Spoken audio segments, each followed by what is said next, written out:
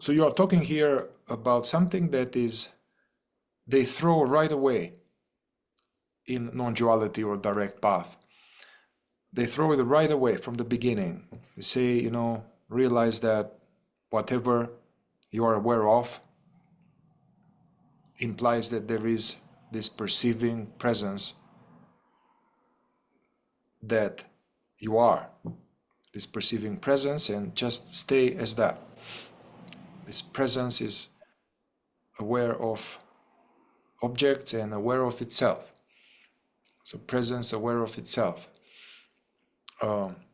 However, in my practical experience, both with myself and as well as with people, as I was guiding people, I could see that if I start with that, that is not accessible. And yeah, it's not a beginner's practice.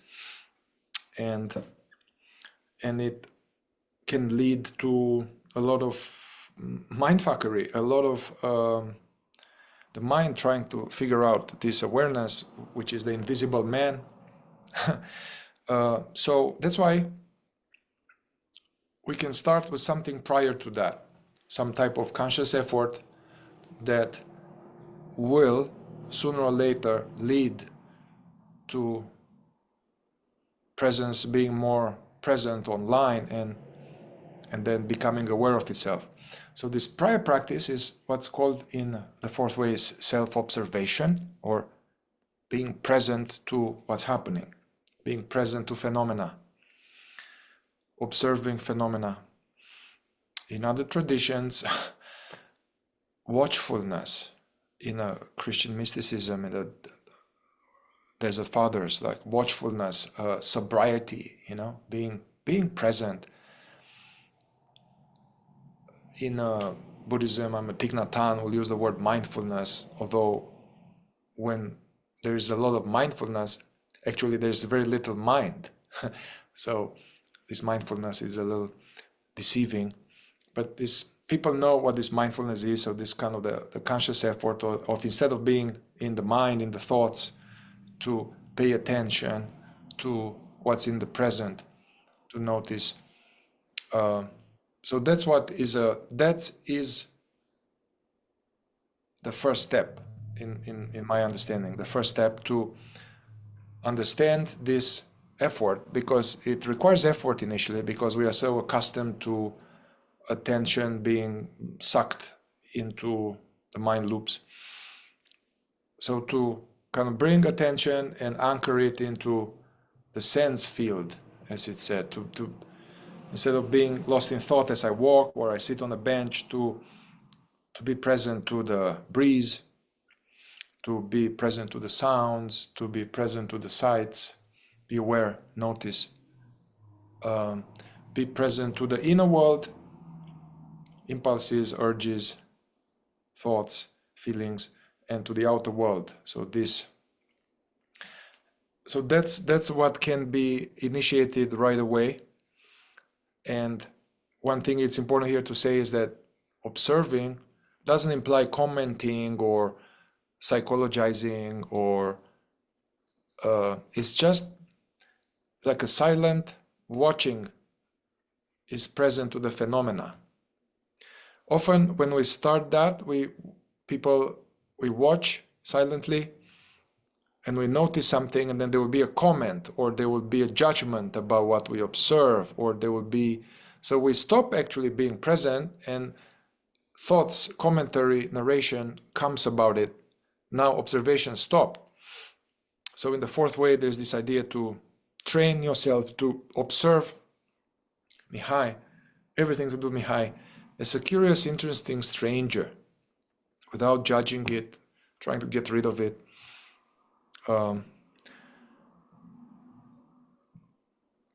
Gurdjieff would want people to do this mindfulness. Usually in today's mindfulness, I ask somebody, it's like I've been practicing mindfulness for a long time, I say, well, what do you do? Tell me. And they said, well, I look at an object and I'm really studying it. And then, or I'm studying it and I'm also aware of the sounds. And I told her, this is good. This is good, but that's not very complete. So a more complete form of self-observation or being present to the present or mindfulness that's recommended by Gurdjieff is to bring this being aware to all aspects of our machine, to all aspects of our experience, to be present to all aspects of our experience at the same time, not to just pick a sector. And what I mean by that, there is the sector of, thoughts, images, commentary. We are present to that. And then there is the sector of the emotions and sensations that usually people are not aware of. They are more in the head or aware of the world. They're not aware of the inner, the body, the energies, the feelings.